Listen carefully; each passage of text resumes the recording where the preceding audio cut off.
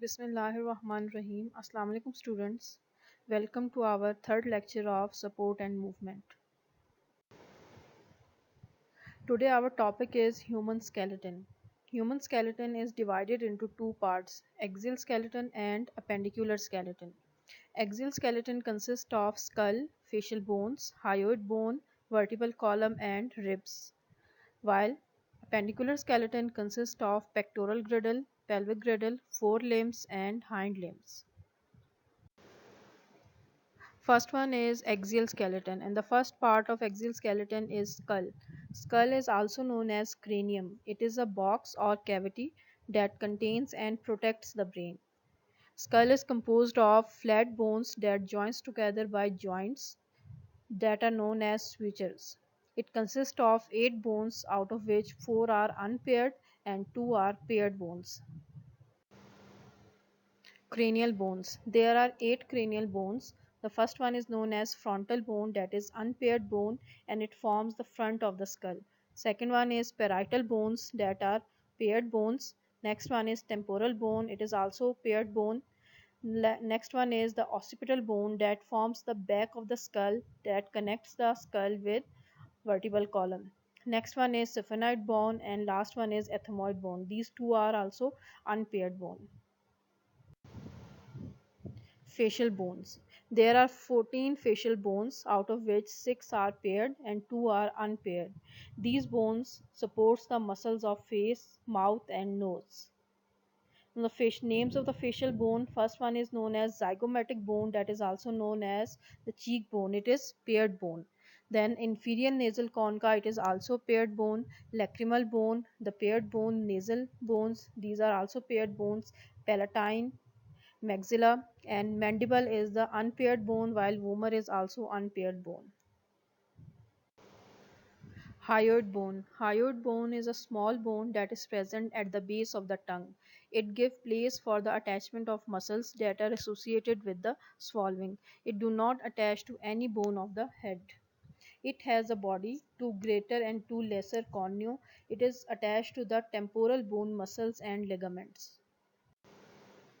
Vertebral column. Vertebral column supports the weight of the body. It has four curves that provide more flexibility and strength than straight column. It consists of total 33 vertebrae. On the basis of the location, vertebral column has 5 parts. First one is cervical vertebrae that consist of 7 vertebrae. Thoracic vertebrae are 12 in number. Lumbar vertebrae 5 in number. Sacral vertebrae are 5 in number, and coccygeal vertebrae are 4 in number. In this picture you can see the vertebral column, that is a curved structure, and it is divided into 5 parts. The upper part is known as cervical part that contains 7 vertebrae known as cervical vertebrae. Next portion is known as thoracic part that contains 12 vertebrae. Next one is lumbar region that contains 5 vertebrae, and last one is sacrum and coccyx. The cervical vertebrae, atlas and axis, these are the first two cervical vertebrae that connects the vertebral column with skull, and it helps in the movement of the skull over the vertebral column. Thoracic vertebrae are known as the rib carrying vertebrae. Lumbar, these are the strongest and largest bones of the vertebral column. Sacral is the 5 fused vertebrae that form sacrum, that articulates with hip bones to form the back of the pelvis. Coccygeal, these are 4 fused vertebrae in adults, which is known as tailbone. Chest cage. Chest cage is also known as chest cavity. It is composed of 12 pair of ribs that articulates posteriorly with thoracic vertebrae and anteriorly with the sternum. Now, on the basis of their attachment, the ribs are divided into 3 parts: the true ribs, false ribs, and floating ribs. The 7 ribs are connected anteriorly with sternum directly, that are known as true ribs, while other 3 ribs connected to sternum by means of costal cartilage. These ribs are known as false ribs. Last 2 ribs do not attach to the sternum, that's why they are known as floating ribs. Now next is the second part of human skeleton, that is appendicular skeleton, and the first part of appendicular skeleton is pectoral girdle. It consists of pair of clavicles and a pair of scapulas. Clavicles are known as the collarbone, one end attached to the sternum while other end is attached to the scapulas. Scapulas it forms back of the pectoral girdle that do not attach with ribs but embedded in muscles. Glenoid cavity. It is a round cavity that is present in scapulas and it is for the attachment of upper bone of arm. Next one is forelimb, that is the part of a pedicular skeleton and it forms the upper limb or forelimb. It consists of humerus, ulna, radius, carpals, metacarpals and phalanges. The first bone of forearm is known as humerus. Humerus has a round head that fits into the glenoid cavity of the scapulas and forms the shoulder joint. It has greater tubercle and lesser tubercle for the attachment of the muscles. The shaft has many rough surfaces for the attachment of muscles. These rough surfaces are known as deltoid tuberosity. The lower end carries two condyles for the articulation with radius and ulna. Above the condyles on either sides are the processes called epicondyles, which gives attachment to the muscles. Above the condyles there are two depressions. First one is olecranon fossa at the back and the second one is coronoid fossa in the front. Now, next bones of the arm that are present after the elbow joint are radius and ulna. The radius. Radius is a long outer bone of the forearm that is present on the thumb side.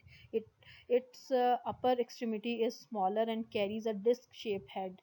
Below the head is the neck, and on the front of the bone is a process that called radial tuberosity for the attachment of biceps brachii muscles. Next one is ulna. It is a long bone on the inner side of the forearm and it is slightly bigger than radius. There are two processes for muscles attachment. The processes are known as olecranon and coronoid processes. The olecranon is large and gives attachment to the tricep muscles. Hand bones. Hand bones are composed of three types of bones: carpals that forms the wrist joint, metacarpals that form palm of the hand, and phalanges that forms our fingers. Carpals consist of two rows of four short bones. They are eight in number. The upper row articulates with radius and forms the wrist joint. The lower row articulates with metacarpals of the palm.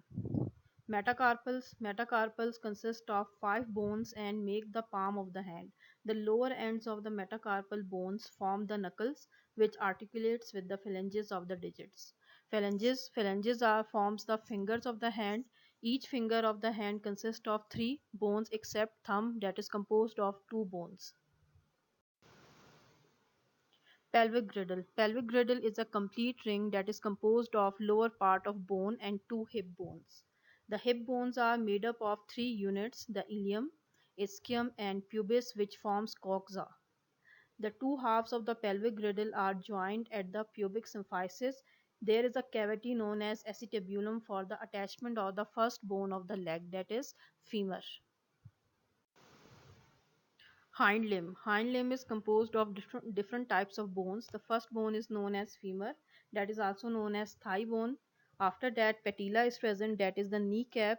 After knee joint, two bones are present known as tibia and fibula. Tibia is the skin bone while fibula is the outer bone. After that, the bones of feet are present, that are tarsals, metatarsals and phalanges. Now femur and tibia and fibula. Femur is the long bone with head which fits into the acetabulum cavity of the hip bone. Greater and lesser trochanters are present for the muscles attachment. Patella. Patella is embedded in long tendon which runs over the knee joint.